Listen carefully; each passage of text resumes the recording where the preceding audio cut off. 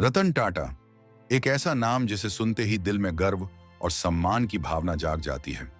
एक ऐसा व्यक्तित्व जिन्होंने न केवल उद्योग जगत में सफलता हासिल की, बल्कि अपनी दयालुता और मानवता के कार्यों से लाखों दिलों को छुआ।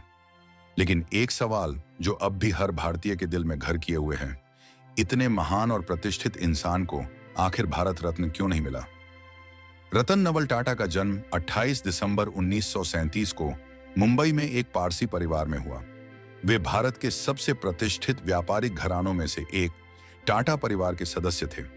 उनके पिता नवल टाटा को जमशेद जी टाटा के बेटे रतन जी टाटा ने गोद लिया था। रतन टाटा के बचपन की कहानी हालांकि किसी शाही घराने जैसी नहीं थी। उनके माता पिता का तलाक तब हुआ जब रतन सिर्फ 10 साल के थे।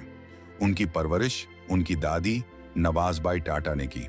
दादी नवाजबाई ने रतन को सिर्फ व्यापारिक जिम्मेदारियों के बारे में नहीं सिखाया, बल्कि उन्होंने उन्हें यह भी समझाया कि इंसानियत और परोपकार ही असली जीवन का मोल है। रतन के दिल में अपनी दादी के प्रति गहरा आदर और प्रेम था, और यहीं से उनके जीवन का वह मूल मंत्र बना, दूसरों के लिए जीना ही असली जीवन है। रतन टाटा ने अपनी स्कूली शिक्षा मुंबई के cathedral and John Connon school से पूरी की। इसके बाद उन्होंने कॉर्नेल यूनिवर्सिटी से आर्किटेक्चर और स्ट्रक्चरल इंजीनियरिंग की पढ़ाई की। उस समय उन्हें वास्तुकला से बेहद लगाव था और वे एक आर्किटेक्ट बनने का सपना देखते थे। लेकिन उनके जीवन की कहानी ने उन्हें उद्योग की दुनिया की ओर मोड़ दिया। कॉर्नेल के बाद रतन टाटा ने हार्वर्ड बिजनेस स्कूल से एडवांस्ड मैनेजमेंट प्रोग्राम पूरा किया। लेकिन अमेरिका में रहने के बावजूद उनका दिल हमेशा अपने देश की सेवा के लिए धड़कता था। अपने शिक्षण के दौरान उन्होंने अंतर्राष्ट्रीय व्यापार और नवाचार के बारे में गहरी समझ विकसित की। यह शिक्षा उनके भविष्य के उद्योग जगत में योगदान का एक मजबूत आधार बनी। 1962 में जब रतन टाटा भारत लौटे, उन्होंने अपने परिवार के व्यापारिक साम्राज्य टाटा समूह में कदम रखा। लेकिन उनकी शुरुआत किसी आलीशान ऑफिस से नहीं हुई। उन्होंने जमशेदपुर के टाटा स्टील प्लांट में सबसे निचले स्तर से काम करना शुरू किया। रतन टाटा ने यहां सीखना शुरू किया कि किस तरह से सबसे छोटे कर्मचारी भी एक बड़े संगठन की सफलता में महत्वपूर्ण भूमिका निभाते हैं। उन्होंने श्रमिकों के साथ खाना खाया, उनके साथ काम किया और उनके संघर्षों को नजदीक से महसूस किया।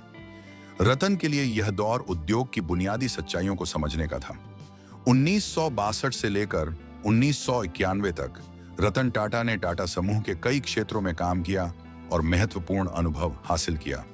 1991 में जब JRD टाटा ने उन्हें चेयरमैन के रूप में नियुक्त किया, तब उन्होंने समूह को नई दिशा में ले जाने का बीड़ा उठाया। लेकिन यह सफर आसान नहीं था। रतन टाटा के नेतृत्व में टाटा समूह ने कई महत्वपूर्ण कदम उठाए। उनके कार्यकाल में टाटा ने वैश्विक स्तर पर विस्तार किया। 1998 में टाटा मोटर्स ने भारत की पहली स्वदेशी कार टाटा इंडिका को लॉन्च किया। हालांकि शुरुआत में इंडिका को मिली प्रतिक्रिया निराशाजनक थी, पर रतन टाटा ने हार नहीं मानी। उनके मजबूत विश्वास और दूरदृष्टि ने इसे भारत में एक सफल कार बना दिया। इसके बाद उन्होंने टाटा नैनो का सपना देखा, दुनिया की सबसे किफायती कार। 2008 में टाटा ने नैनो को मात्र 1 लाख रुपए में लॉन्च किया, जिसने पूरी दुनिया का ध्यान खींचा। हालांकि बाजार में इसे उतनी सफलता नहीं मिली जितनी उम्मीद थी, लेकिन यह एक ऐसा कदम था जिसने यह दिखा दिया कि रतन टाटा सिर्फ व्यवसाय के लिए नहीं, बल्कि समाज के लिए सोचते थे। रतन टाटा के नेतृत्व में टाटा समूह ने टाटा स्टील के माध्यम से ब्रिटेन की कोरस कंपनी का अधिग्रहण किया, जिससे टाटा दुनिया की 5वीं सबसे बड़ी स्टील निर्माता कंपनी बन गई। टाटा कंसल्टेंसी सर्विसेज TCS ने भी उनकी अगुवाई में अभूतपूर्व उन्नति की और आज यह विश्व की सबसे बड़ी IT सेवा प्रदाताओं में से एक है। रतन टाटा सिर्फ एक सफल उद्योगपति नहीं थे, उन्होंने मानवता की सेवा के प्रति गहरा समर्पण दिखाया। टाटा ट्रस्ट्स के माध्यम से उन्होंने शिक्षा, स्वास्थ्य, ग्रामीण विकास और स्वच्छता के क्षेत्रों में हजारों करोड़ रुपए का योगदान दिया। रतन टाटा ने अपनी कमाई का एक बड़ा हिस्सा दान कर दिया। 2004 की सुनामी हो या 2008 के मुंबई आतंकी हमले, रतन टाटा हमेशा जरूरतमंदों के साथ खड़े रहे। कोरोना महामारी के दौरान उन्होंने टाटा समूह के माध्यम से 1500 करोड़ रुपए का दान दिया, जो भारत में किसी भी कंपनी द्वारा सबसे बड़ा योगदान था। उनका कहना था, देश से हमने बहुत कुछ लिया है, अब हमें वापस देना है। लेकिन इतने बड़े योगदानों के बावजूद सवाल यह है, रतन टाटा को अब तक भारत रत्न क्यों नहीं मिला? ये सम्मान उन्हें क्यों नहीं दिया गया, जो न केवल उद्योग में बल्कि समाज सेवा में भी अग्रणी रहे, जिसमें लाखों लोगों ने उनकी तारीफ की और भारत रत्न की मांग की। हालांकि भारत रत्न के लिए सरकार के कुछ मानक होते हैं और अब तक सिर्फ एक उद्योगपति JRD टाटा को यह सम्मान मिला है। JRD टाटा, जो रतन टाटा के परिवार से थे, उन्हें 1992 में भारत रत्न से सम्मानित किया गया था। लेकिन सवाल यह है, रतन टाटा का योगदान क्या किसी से कम है?